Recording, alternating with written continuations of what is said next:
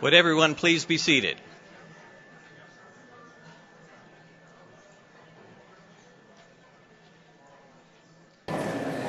Everyone please be seated and center yourself for our service.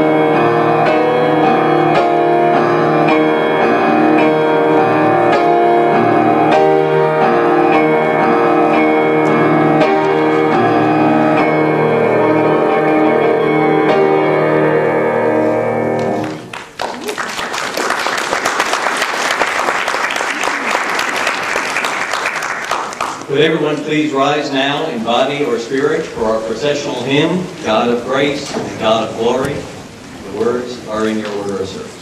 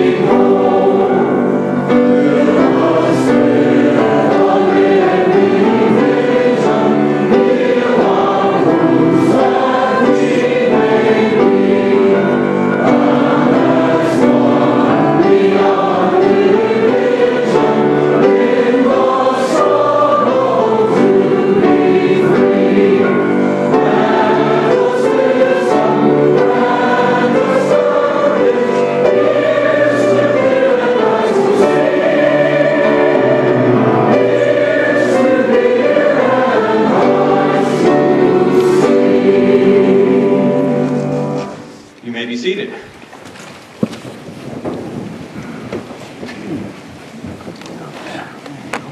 To this hour we have come with hopes and dreams for the days ahead.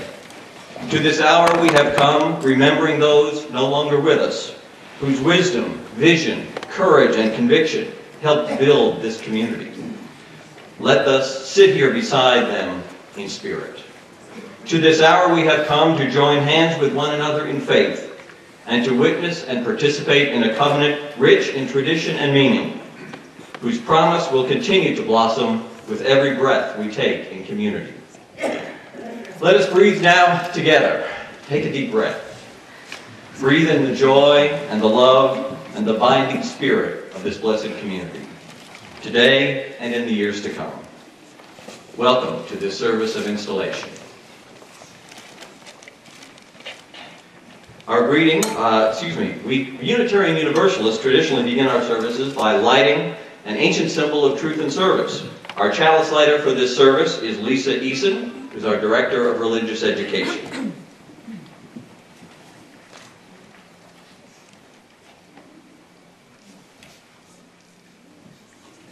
May the flaming chalice help unite us with kindred spirits of days gone by, and may its light brightly lead us into a future filled with peace, justice, equity, and compassion. Our greeting will be extended to you by two former presidents of our congregation. Pat Moore has most recently served as chair of our Ministerial Transition Committee, and Peter Candace currently serves as vice president of the governing board of our Southeast District of Unitarian Universalist congregations.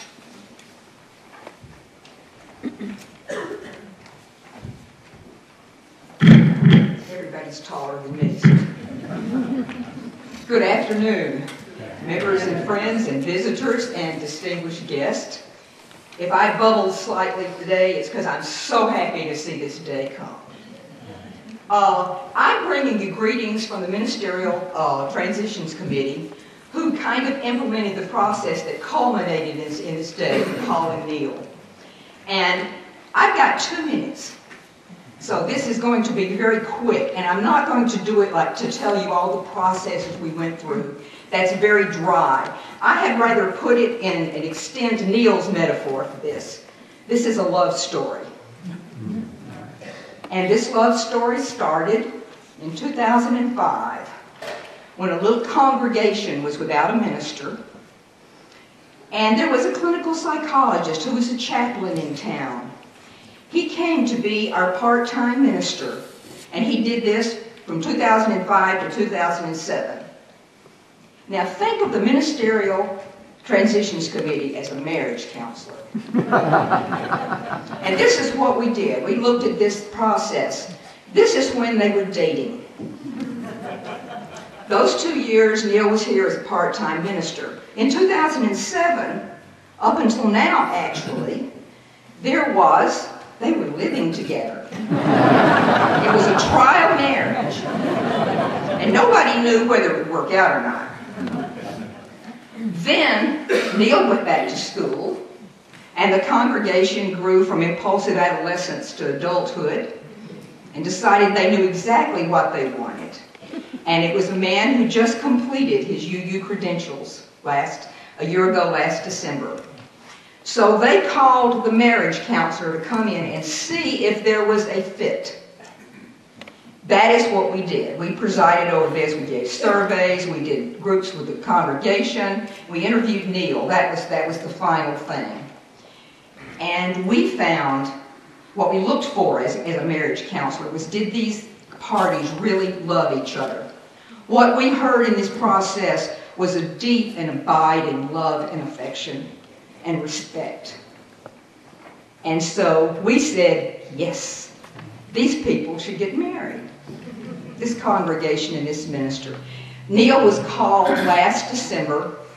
This congregation voted, and that was the end of the transition committee's job. And we feel like this wedding is exactly what we were there for.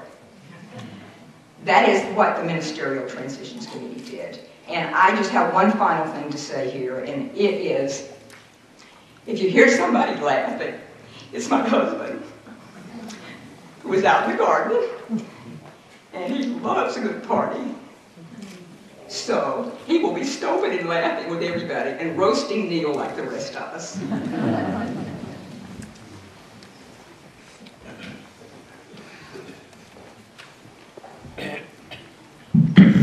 I'm a little tall.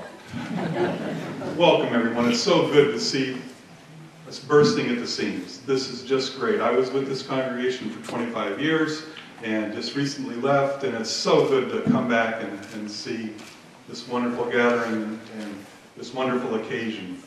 I bring you greetings from the Southeast District to the Unitarian Universalist Association of Congregations.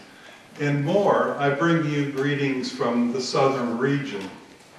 The Southern region is made up of the 4 districts that really were the Old South. We, however, prefer to think of ourselves as the Hallelujah region. That's Hallelujah with 2 U's. Part of the reason that we're going to regionalization is that we're reaching back into our history. We're looking at the Cambridge platform, which brought about congregational polity, which is how we are.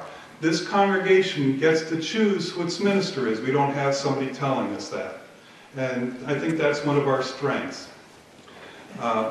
Another part of congregational polity is the fact that we get to have stewardship campaigns.